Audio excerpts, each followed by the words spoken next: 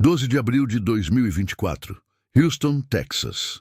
Sarah Mitchell estava em frente ao espelho do banheiro do tribunal do condado de Harris, ajeitando o vestido branco simples que comprara na Target 3 dias antes.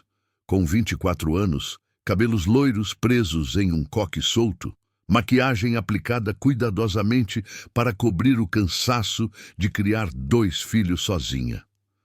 Seu reflexo a encarava com olhos que demonstravam esperança e incerteza.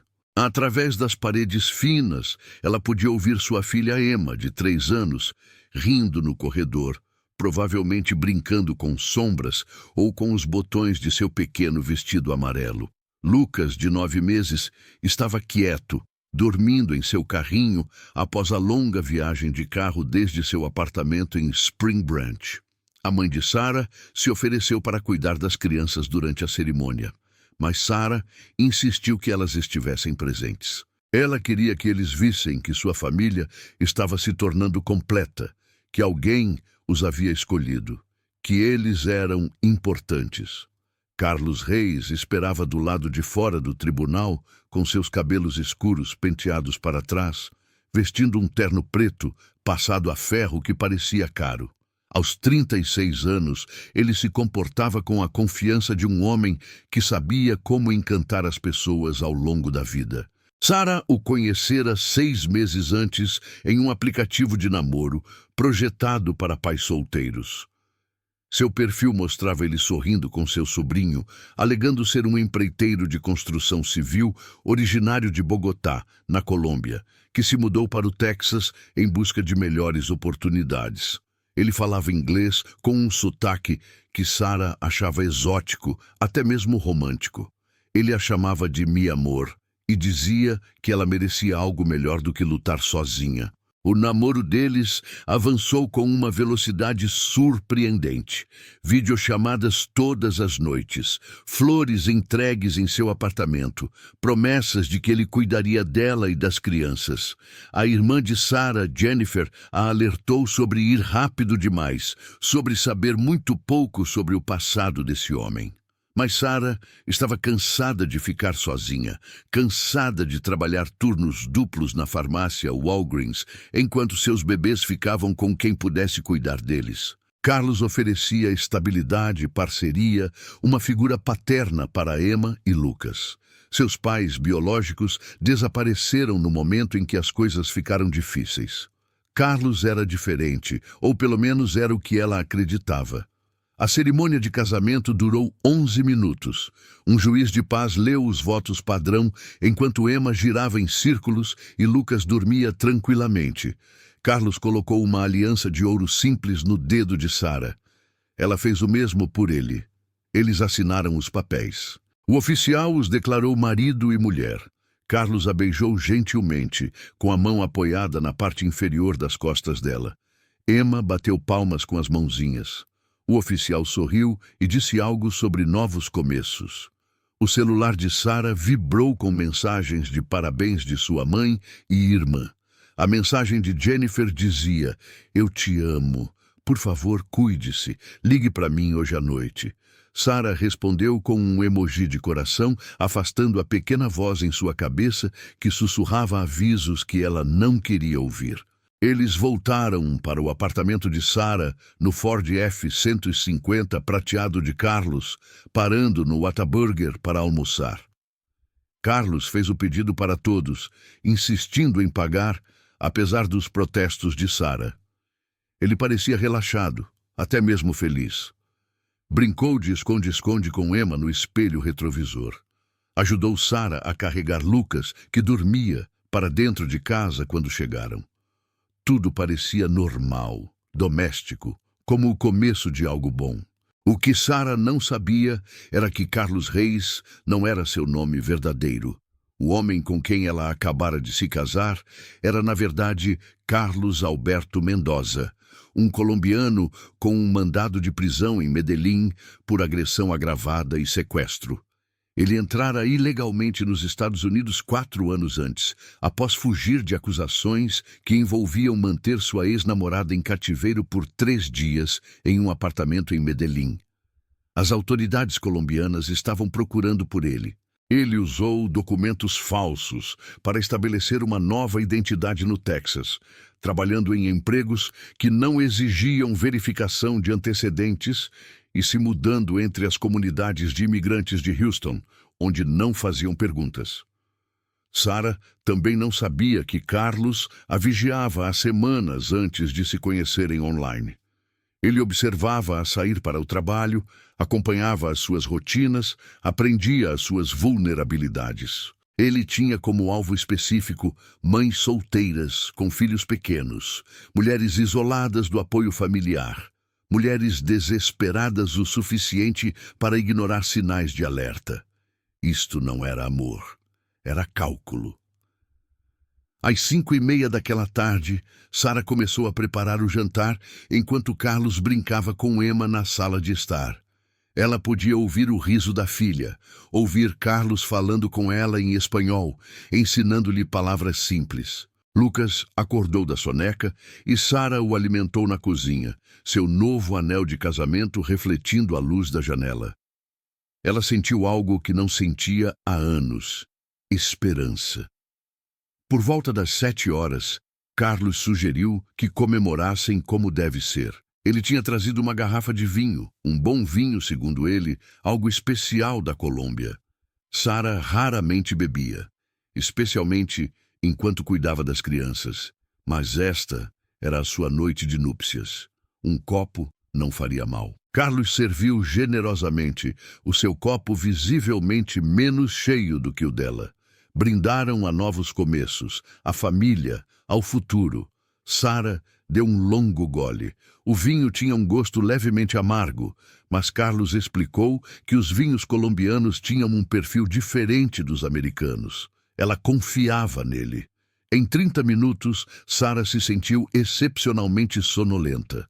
Ela atribuiu isso ao longo dia, ao cansaço emocional do casamento, ao alívio de finalmente ter ajuda.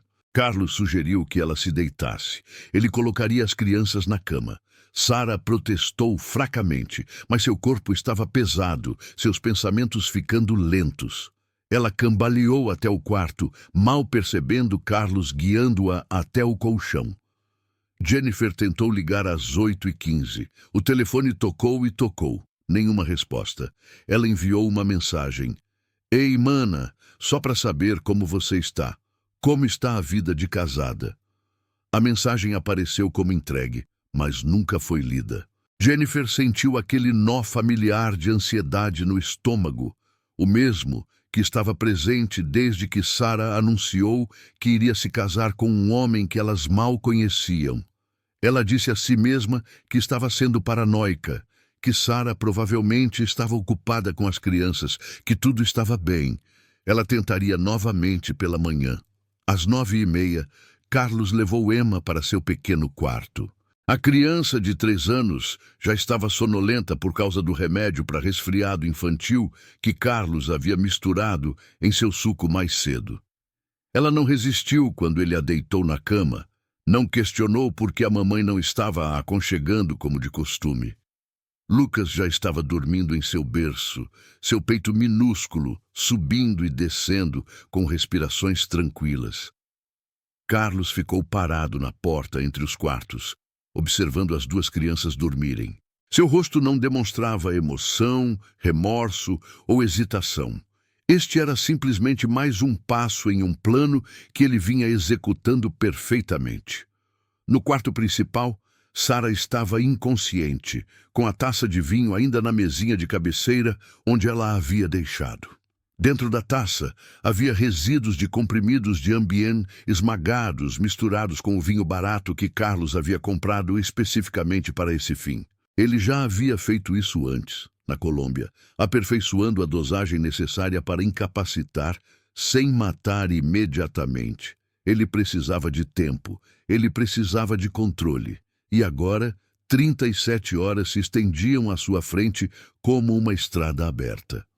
Carlos vasculhou metodicamente a bolsa de Sarah, retirando seus cartões de débito e anotando os números PIN escritos em um pedaço de papel enfiado em sua carteira. Ele acessou o celular dela, desativou o Face ID e alterou as configurações para permitir o acesso sem a impressão digital dela. Ele percorreu as mensagens de texto dela, aprendendo os padrões de sua fala, a maneira como ela se comunicava com a família. Ele precisaria imitar isso em breve. Lá fora, a noite de primavera de Houston mergulhou na escuridão. Os sons do trânsito da Beltway 8 zumbiam à distância.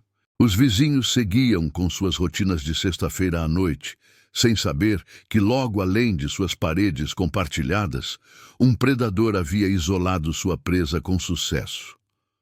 O complexo de apartamentos, um conjunto extenso de prédios bege populares entre famílias jovens e imigrantes da classe trabalhadora, seria mais tarde descrito pelos moradores como tranquilo, seguro, o tipo de lugar onde nada de ruim jamais acontecia. Mas algo ruim estava acontecendo. Algo irreversível já havia sido colocado em movimento. O relógio estava correndo. 37 horas haviam começado. A manhã de sábado chegou com aquele calor brutal do Texas que faz o asfalto brilhar. Jennifer Mitchell Torres acordou às 7 e imediatamente pegou seu telefone, ainda sem resposta de Sarah. A chamada não atendida da noite anterior permanecia no seu registro como uma acusação. Tentou novamente, diretamente para o voicemail. Enviou uma mensagem. Sarah, por favor, diz-me que estás bem. Estou preocupada. Às 8h15, finalmente chegou uma resposta. Está tudo bem, mana. Os miúdos deixaram-me exausta ontem. Estou a dormir. Falamos mais tarde. Jennifer ficou olhando para a mensagem. Algo parecia errado. Sarah sempre usava pontos de exclamação, sempre adicionava emojis, sempre escrevia em um estilo de fluxo de consciência ofegante. Essa mensagem era monótona, eficiente, quase profissional. Jennifer digitou de volta. Quer trazer as crianças para almoçar? Mamãe está fazendo tamales. A resposta veio rapidamente. Hoje não posso. Carlos planejou algo especial. Amanhã, talvez. Jennifer mostrou as mensagens ao marido Miguel durante o café da manhã. Ele deu de ombros e sugeriu que ela estava pensando demais. Recém-casados queriam privacidade. Era normal. Mas Jennifer criou Sarah depois que o pai delas foi embora. Foi mais mãe do que irmã durante a adolescência de Sarah. Ela conhecia os padrões da irmã, seus ritmos, sua voz. Essas mensagens não pareciam certas. Dentro do apartamento em Spring Branch, Carlos ficou acordado a noite toda. Ele se sentou à pequena mesa da cozinha de Sarah, com o celular dela na mão, percorrendo meses de mensagens para estudar seu estilo de comunicação. Ele observou como ela assinava as mensagens para a mãe com "Amo você, mamãe", como chamava Jennifer de Sissi, e como usava o emoji de mãos em oração ao discutir as crianças. Ele era metódico, fazendo anotações em um bloco de notas amarelo que encontrou em uma gaveta. Sarah permanecia inconsciente no quarto. Carlos havia administrado outra dose de sedativos triturados por volta das 3 da manhã, misturando-os em água e forçando-os a descer pela garganta dela enquanto ela flutuava em semiconsciência. Sua respiração era superficial, mas constante. Ele verificava seu pulso regularmente, não por preocupação com seu bem-estar, mas para garantir que seu cronograma permanecesse intacto.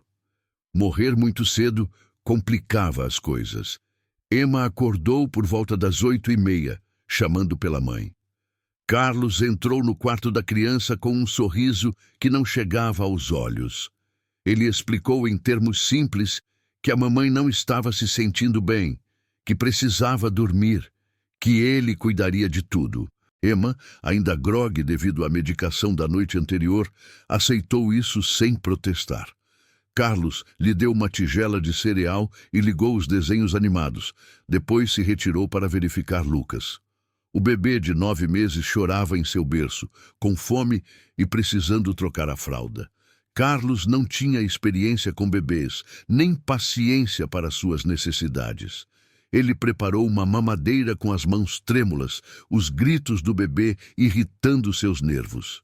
Ele trocou a fralda desajeitadamente, apertando-a demais. Lucas continuou chorando. Carlos fechou a porta do quarto do bebê, abafando o som, e voltou para a cozinha, onde Emma estava sentada imóvel em frente à televisão. Ao meio-dia, Carlos havia transferido $300 da conta corrente de Sarah para um cartão de débito pré-pago que havia comprado na semana anterior. Ele usou o laptop dela para acessar seu e-mail, alterando senhas e anotando sua agenda de trabalho na Walgreens. Ele encontrou suas informações de login de funcionária, seus documentos fiscais, seu contrato de aluguel. Ele fotografou sua carteira de motorista, seu cartão do seguro social, as certidões de nascimento dos filhos.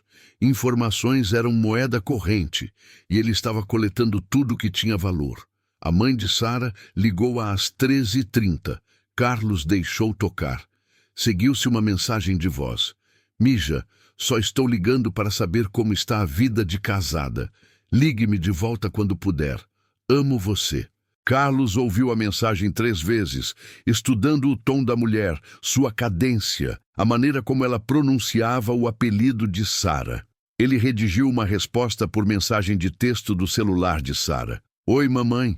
Está tudo maravilhoso. O Carlos está sendo tão gentil. Ligo para você amanhã. Amo você. A resposta satisfez a mãe de Sarah, mas incomodou Jennifer. Ela ligou para Miguel no trabalho, com a ansiedade aumentando. Ele lembrou que Sarah era adulta, que ela havia feito sua escolha e que eles precisavam respeitar o espaço dela. Jennifer concordou relutantemente, mas não conseguia se livrar da sensação de que algo terrível estava acontecendo. Dentro do apartamento, a temperatura subiu, apesar do ar-condicionado funcionar constantemente. Carlos havia fechado todas as persianas, criando uma penumbra opressiva que fazia o pequeno espaço parecer um túmulo. Emma perguntava repetidamente pela mãe. A paciência de Carlos se esgotava a cada pedido. Ele deu à criança mais remédio para resfriado, muito mais do que a dosagem recomendada, e observou enquanto ela gradualmente se tornava dócil e quieta. No final da tarde, Sarah mostrou sinais de recuperação.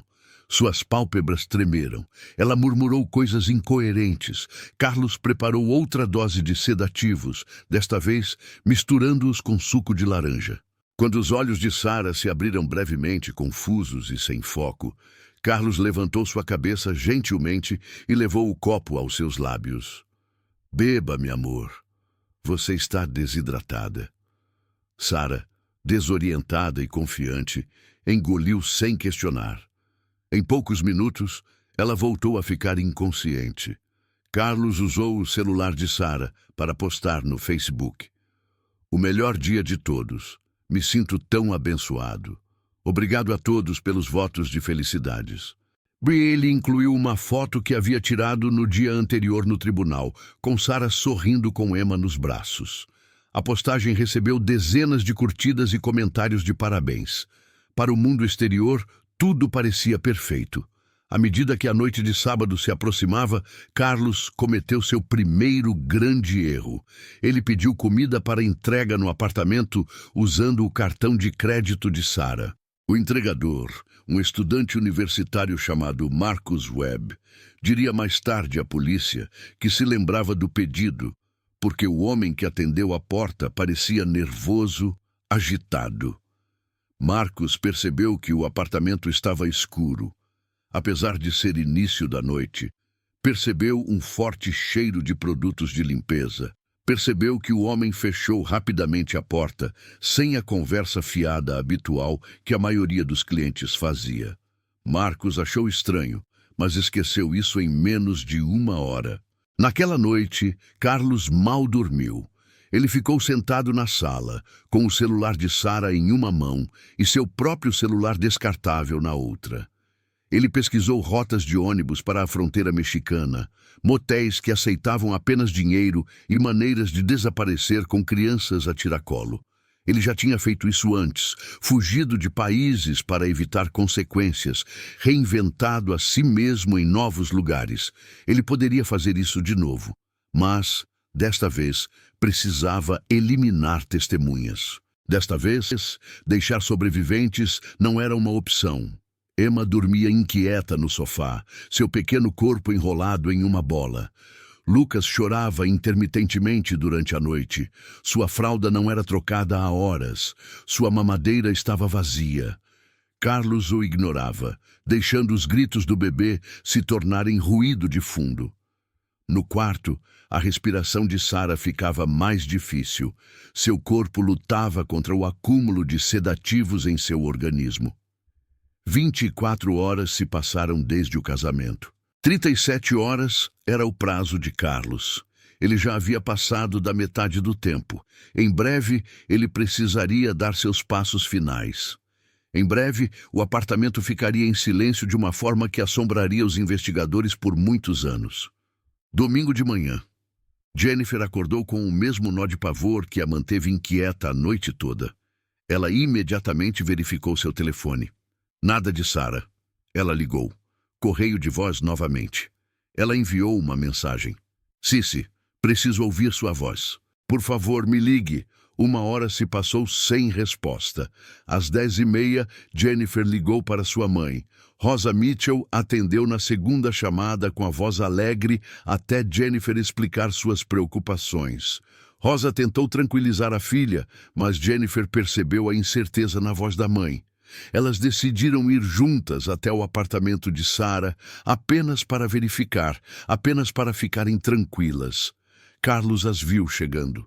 Ele estava monitorando o estacionamento através de uma fresta nas persianas, atento a qualquer sinal de problema. Quando o Honda Accord Bordeaux de rosa parou em uma vaga de visitante, ele cerrou os dentes. Ele se moveu rapidamente para o quarto, verificando o pulso de Sarah. Ela ainda estava viva, mas sua respiração havia se tornado superficial e irregular. Ele administrou outra dose parcial de sedativos, o suficiente para mantê-la inconsciente, mas não o suficiente para matá-la ainda. O tempo era importante. A batida na porta veio às 11h15. 3 batidas firmes. Carlos se recompôs.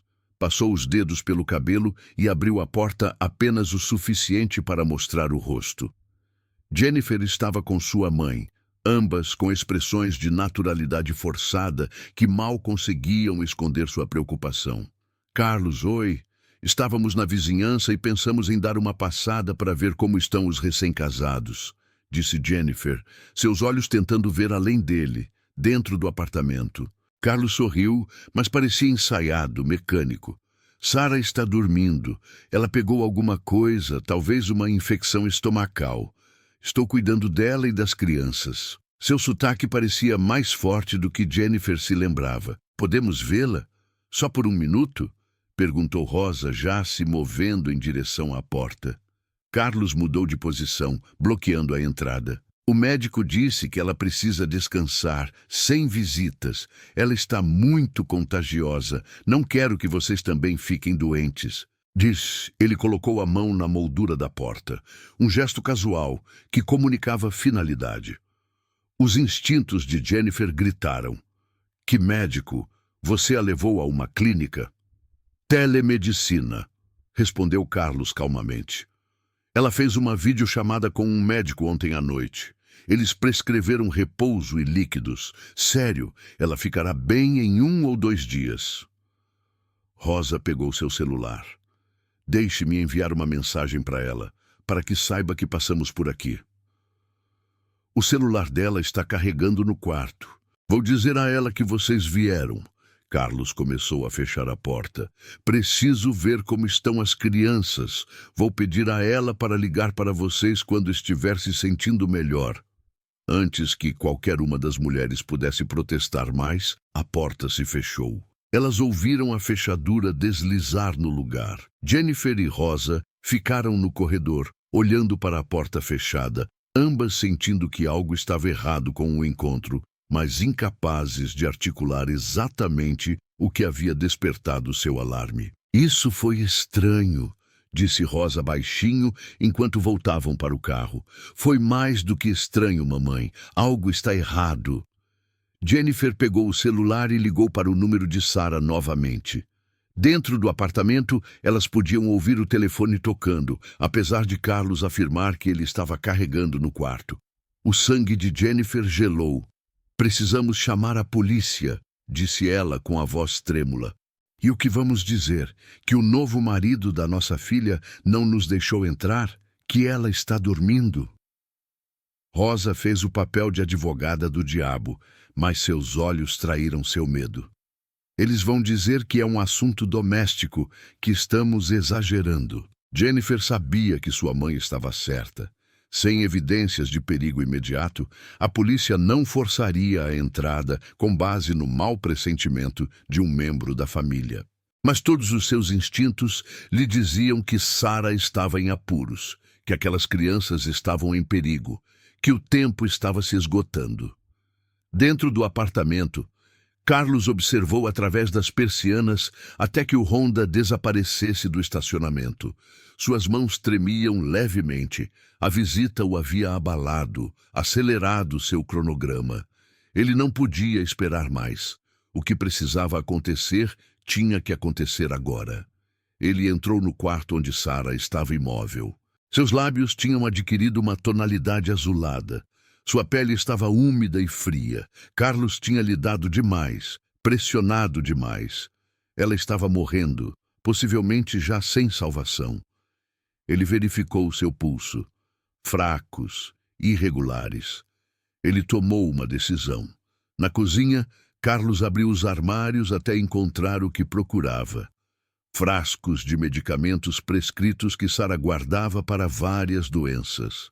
Tramadol para dor nas costas, Xanax para ansiedade, Ambien para insônia. Ele esmagou os comprimidos metodicamente, misturando-os em caixas de suco e comida para bebês. As substâncias que mais tarde seriam encontradas nos organismos de Emma e Lucas, a prova que comprovaria a premeditação. Emma estava sentada no sofá, apática devido aos dias de medicação excessiva. Ela mal reagiu quando Carlos lhe entregou uma caixa de suco. Beba isso, menina. Vai fazer você se sentir melhor. A criança de 3 anos bebeu obedientemente, confiando no adulto que prometera cuidar dela. No berçário, Lucas havia parado de chorar. O bebê estava deitado em seu berço, desidratado, exausto de gritar por horas sem resposta. Carlos preparou uma mamadeira, adicionando o medicamento triturado à fórmula. Ele levantou o bebê mecanicamente, forçando a mamadeira em sua boca. Lucas bebeu avidamente, desesperadamente, sem saber que cada gole o aproximava de um sono do qual nunca mais acordaria. Às 2 horas da tarde de domingo, o apartamento estava mergulhado em um silêncio assustador. Nenhuma voz de criança, nenhum som de televisão. Apenas o zumbido do ar-condicionado e os passos de Carlos se movendo entre os cômodos. Ele verificou Sarah primeiro, sem pulso. Seu peito não subia e descia mais. Ele não sentiu nada ao olhar para o corpo sem vida dela, nenhum remorso, nenhuma satisfação, apenas o cálculo frio de um predador que havia eliminado com sucesso um alvo. Emma foi a próxima. A criança havia caído inconsciente no sofá, seu pequeno corpo ainda quente, mas sem resposta. Carlos a carregou para o quarto, deitou-a na cama e puxou o cobertor sobre ela. Adormecida, ela parecia tranquila. Em 30 minutos, sua respiração pararia completamente. Lucas se mostrou mais resistente. O bebê lutou contra os sedativos, seu pequeno corpo lutando para processar o coquetel tóxico. Carlos ficou em pé ao lado do berço, observando clinicamente enquanto os movimentos do bebê ficavam lentos. E então paravam. Às 3h15, todas as 3 vítimas estavam mortas. Carlos agora agia com determinação. Ele havia se preparado para esse momento, planejado cada passo. Usando toalhas e produtos de limpeza que estavam debaixo da pia, ele começou a limpar as superfícies, removendo as evidências de sua presença. Ele recolheu os objetos de valor de Sarah, seu laptop, suas joias, tudo o que pudesse ser vendido rapidamente. Ele colocou em uma única mala as roupas, os documentos falsos que havia preparado semanas atrás e o dinheiro que havia lentamente retirado das contas de Sarah. Às 4h30, Carlos saiu do apartamento pela última vez. Ele trancou a porta atrás de si, deixando 3 corpos no apartamento lacrado, onde permaneceriam sem serem descobertos por quase 2 dias. Ele entrou em sua F-150 e dirigiu para o norte pela Interstate 45, rumo a Dallas, e depois além, em direção a uma fronteira que ele já havia cruzado ilegalmente uma vez e cruzaria novamente. Atrás dele, Jennifer ligava obsessivamente para o telefone de Sarah. Rosa debatia se deveria voltar para o apartamento.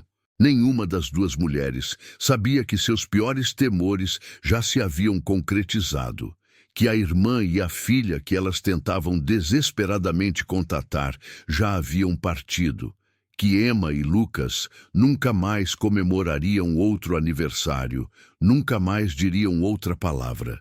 37 horas se passaram desde que Carlos colocou aquele anel no dedo de Sarah no tribunal. 37 horas desde os votos de casamento até 3 corpos esfriando em um apartamento em Spring Branch.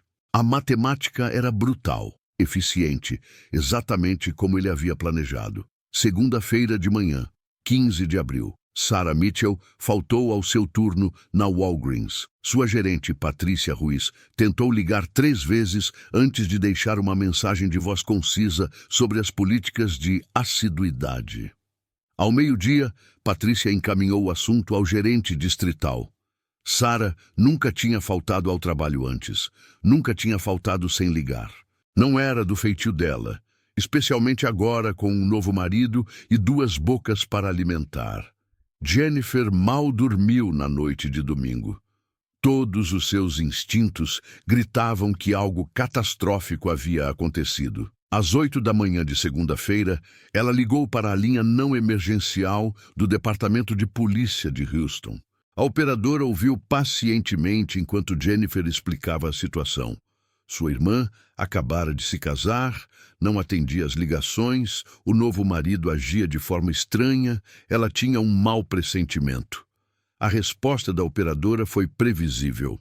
Sem evidências de crime, sem sinais de arrombamento ou violência, não havia nada que a polícia pudesse fazer. Adultos têm direito à privacidade. Talvez Sarah precisasse de espaço. Talvez ela estivesse aproveitando a lua de mel. Ela tem 2 filhos pequenos, insistiu Jennifer. Ela nunca deixaria de se comunicar, não com os filhos.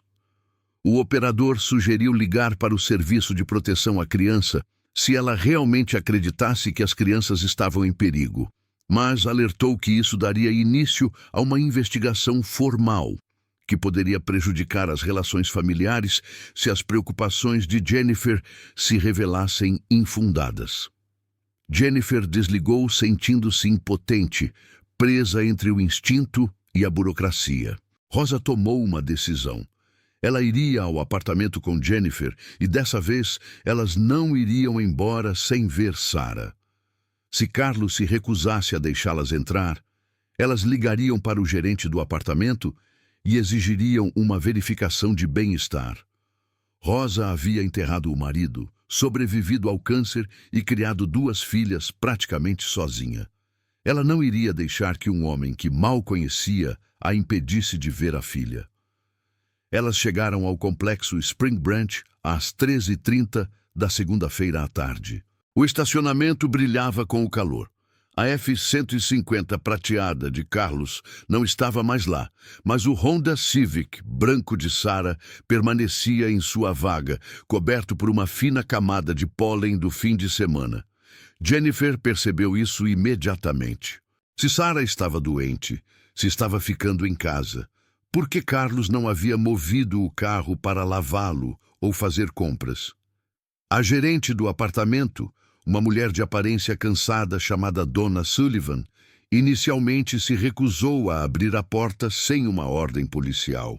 Rosa implorou, explicou a linha do tempo, o trabalho perdido, as ligações não atendidas.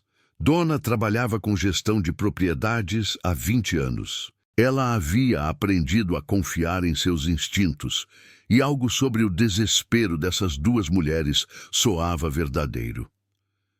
Vou verificar se está tudo bem, Donna finalmente concordou.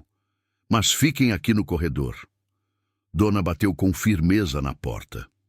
Senhora Mitchell, aqui é a gerente do prédio. Preciso confirmar se está tudo bem. Silêncio. Ela bateu novamente, mais alto desta vez. Nada. Ela pegou sua chave mestra. O cheiro os atingiu no momento em que a porta se abriu. Ainda não era insuportável, mas estava presente. Um odor doce e nauseante que Donna reconheceu de outra ocasião em sua carreira, quando um inquilino morreu sozinho e não foi descoberto por dias. Sua mão voou para a boca. Oh, meu Deus!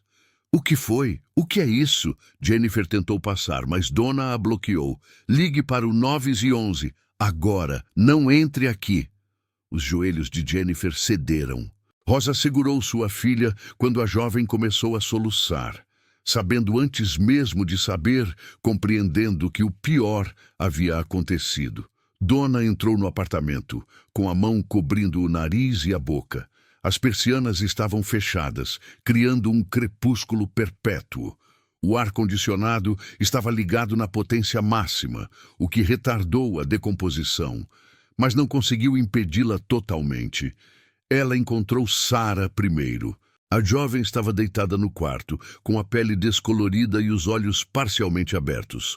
Donna recuou imediatamente, com as mãos trêmulas, enquanto pegava o telefone. Ela já tinha visto o suficiente. Agora, aquilo era uma cena de crime. Os policiais da delegacia de polícia de Houston chegaram em 7 minutos. Os policiais Marcus Chen e Latoya Williams entraram no apartamento com as armas em punho, revistando os cômodos sistematicamente. O que encontraram ficaria com eles pelo resto de suas carreiras. Sarah no quarto principal, claramente morta há dias. Emma em sua pequena cama, enfiada debaixo de um cobertor, parecendo quase tranquila, exceto pela quietude não natural e pela leve descoloração da pele. E Lucas em seu berço, o corpo do bebê pequeno e frágil, com fórmula seca endurecida ao redor da boca. A policial Williams saiu do apartamento com o rosto pálido. Ela estava na polícia há 8 anos. Já tinha visto tiroteios, acidentes de carro, cenas de violência doméstica. Mas crianças, especialmente bebês, a afetavam de maneira diferente. Ela chamou pelo rádio os detetives da Homicídios, o médico legista e os investigadores da cena do crime. Agora era um triplo homicídio. Jennifer e Rosa foram levadas para um carro de patrulha, separadas para interrogatório preliminar. Jennifer não conseguia parar de tremer, não conseguia formar frases coerentes. Rosa ficou sentada em silêncio, com o rosto em choque, contando as contas do rosário automaticamente. As orações vinham sem pensamento consciente, memória muscular de décadas de fé. A detetive Amanda Torres chegou às 2h45. Ela era uma veterana de 12 anos da Divisão de Homicídios da HPD, especializada em casos de violência doméstica. Ela percorreu o apartamento metodicamente, documentando detalhes que mais tarde formariam a base da investigação. O ar-condicionado ajustado para 17 decibéis, as persianas fechadas, os frascos de remédios vazios no lixo, o laptop aberto sobre a mesa da cozinha e, o mais importante, a ausência de Carlos Reis. Torres interrogou Jennifer e Rosa separadamente. A linha do tempo surgiu rapidamente. Casamento na tarde de sexta-feira. Mensagens de texto estranhas a partir da noite de sexta-feira.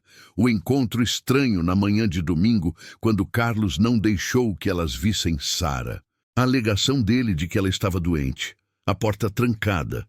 A ligação de Jennifer para a polícia, que não deu em nada. Foi ele quem fez isso, disse Jennifer entre lágrimas. Aquele homem matou minha irmã e aqueles bebês e eu tentei contar para alguém, tentei conseguir ajuda. Torres tocou a mão de Jennifer gentilmente. Você fez o que podia. Preciso que me conte tudo o que sabe sobre Carlos Reis. Tudo.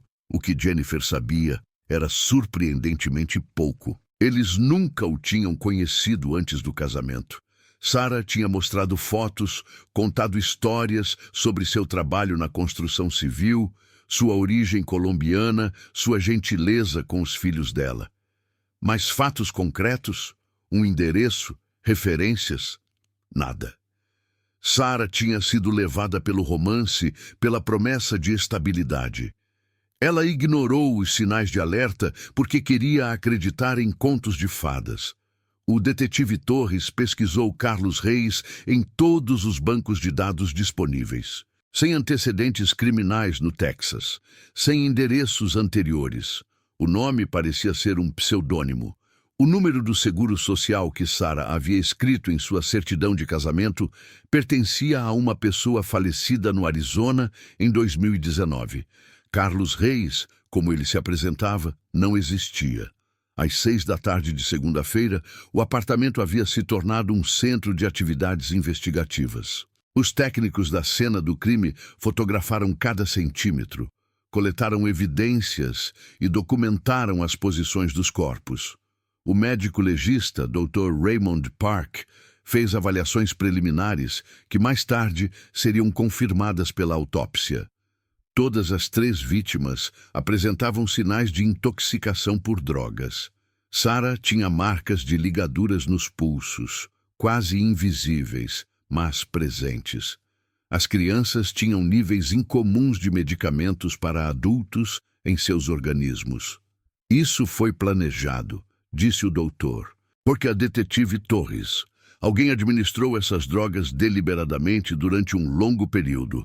Não foi um acidente ou um momento de raiva. Foi algo metódico. Torres ficou no apartamento enquanto o sol se punha, observando os corpos serem removidos em sacos pretos.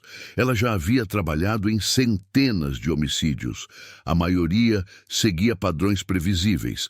Disputas domésticas que se intensificavam, violência de gangues, roubos que deram errado. Mas este parecia diferente. Parecia calculado de uma forma que sugeria que o autor já havia feito algo assim antes. Ela ligou para o escritório local do FBI. Se Carlos Reis estava usando uma identidade falsa, se ele já havia matado antes, este caso precisava de recursos federais.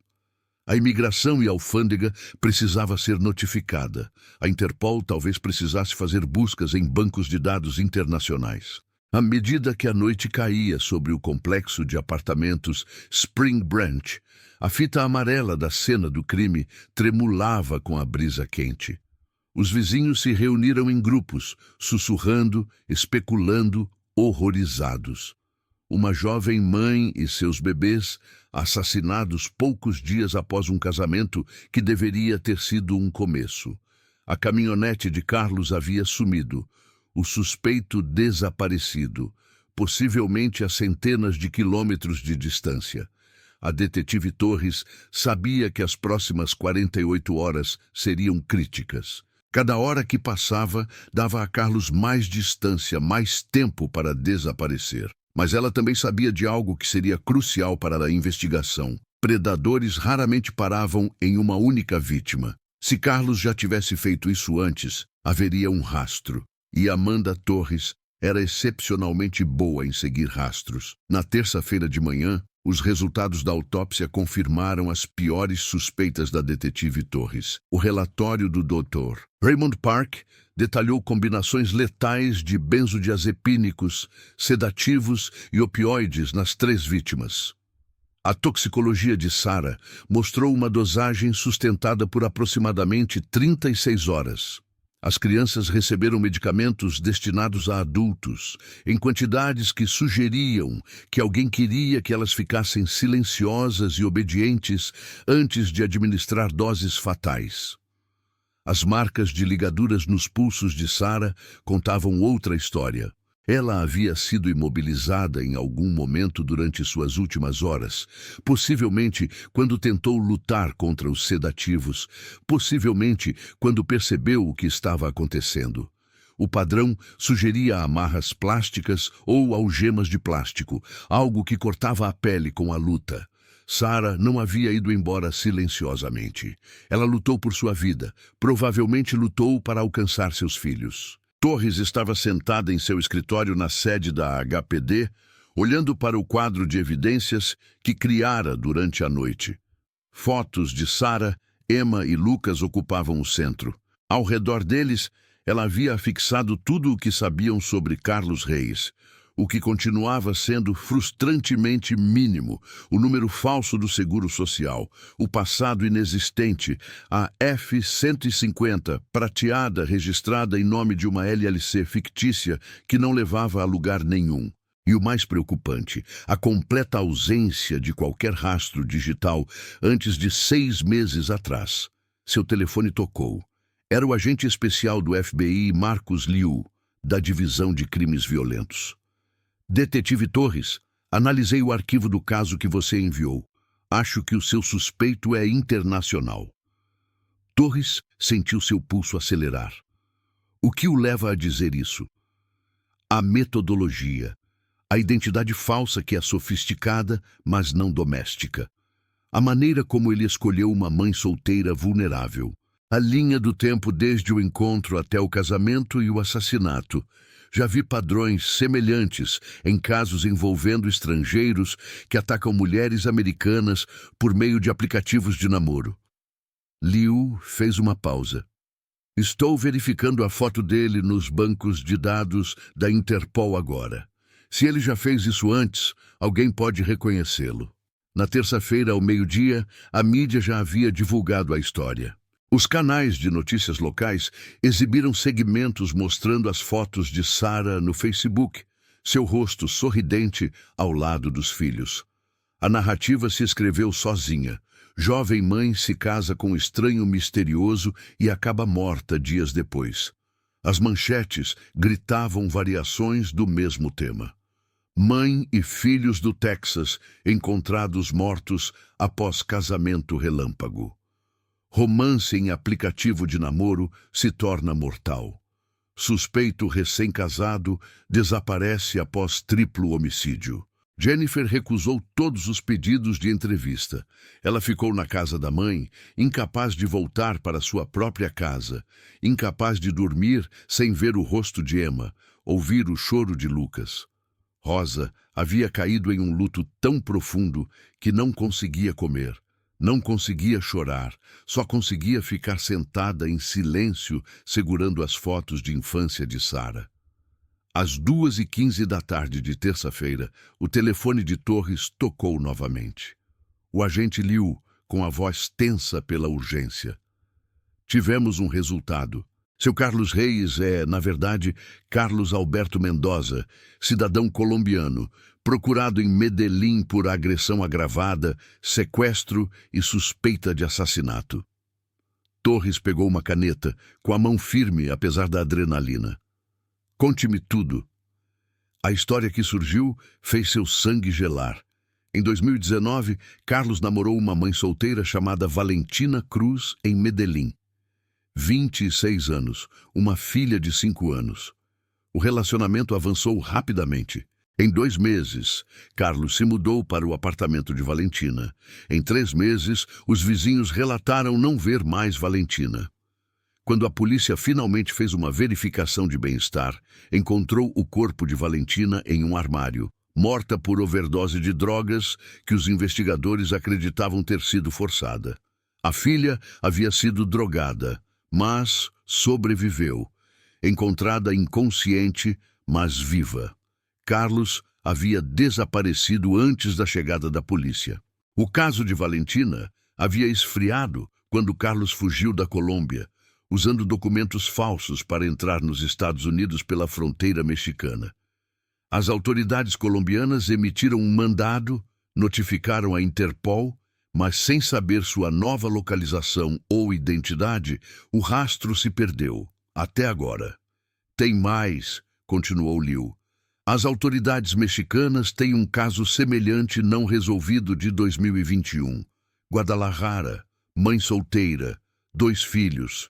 Ela conheceu um homem que correspondia à descrição de Carlos online.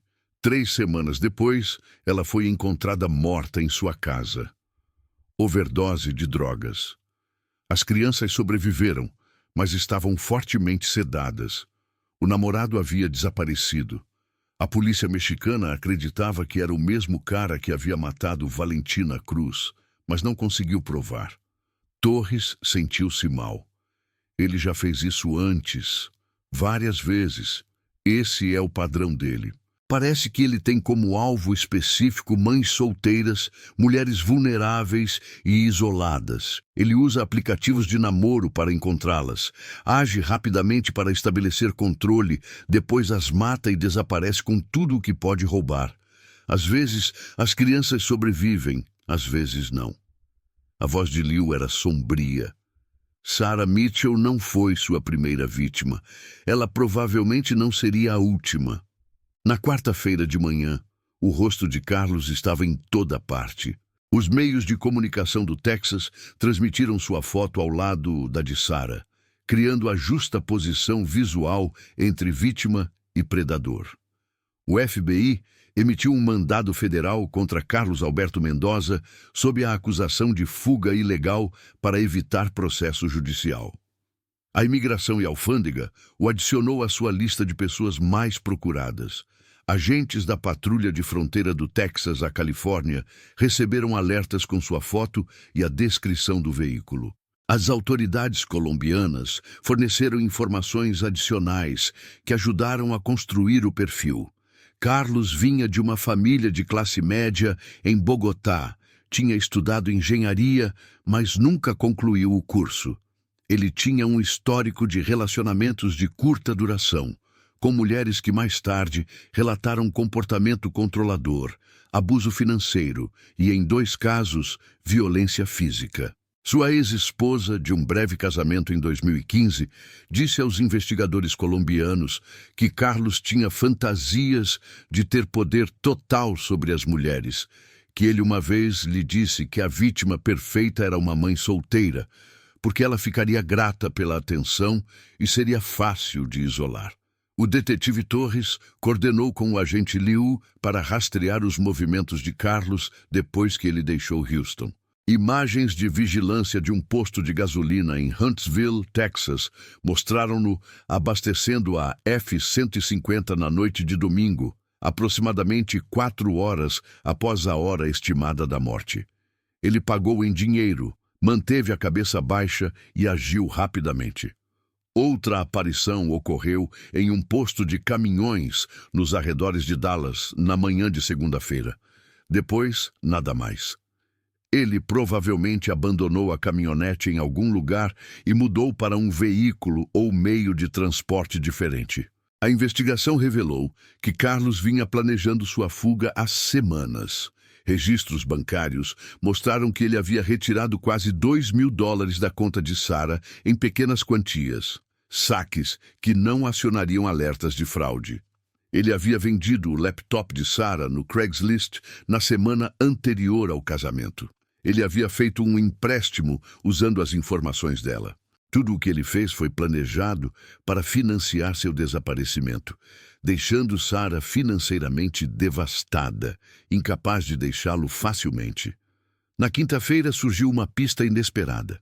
O motorista de entrega, Marcus Webb, que havia levado comida ao apartamento no sábado à noite, entrou em contato com a polícia depois de ver o rosto de Carlos no noticiário.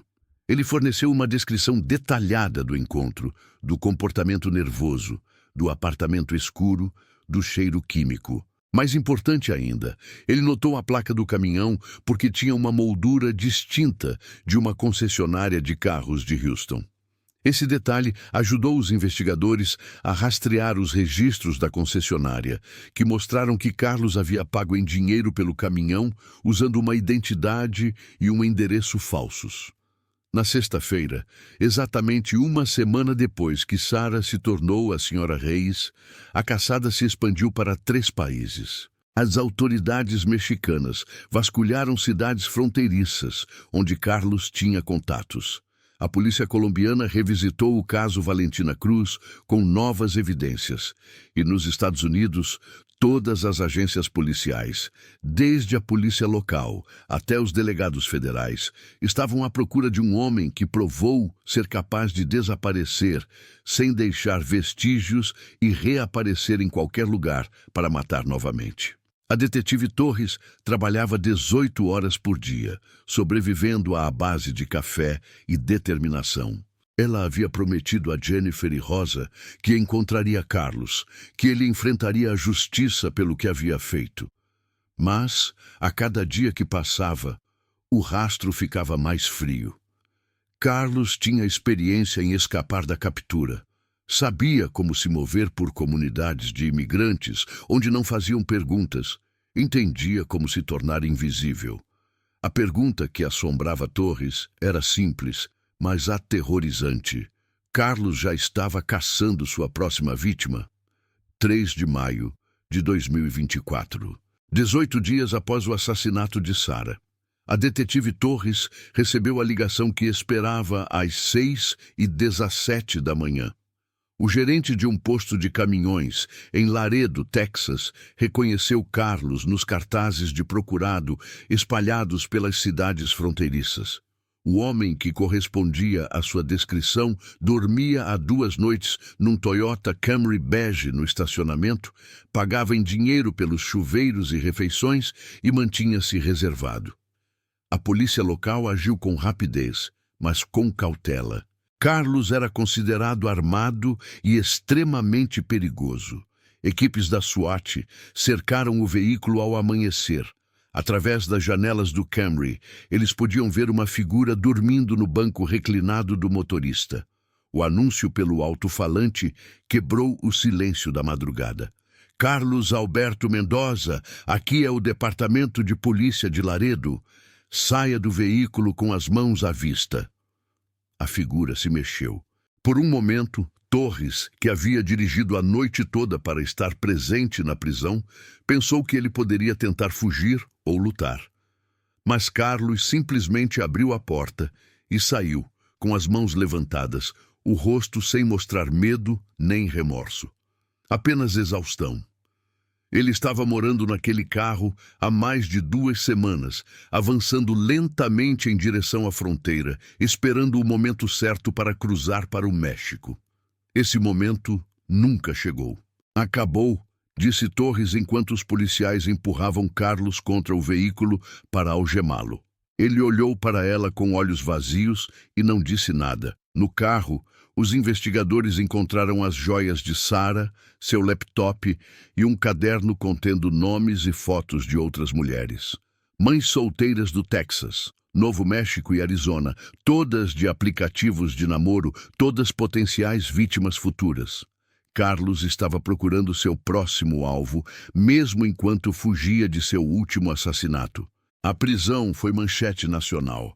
Assassino de mãe no Texas capturado, suspeito de triplo homicídio preso perto da fronteira. Mas para Jennifer e Rosa, a notícia não trouxe alívio, nem sensação de vitória. Sara continuava morta. Emma e Lucas continuavam desaparecidos.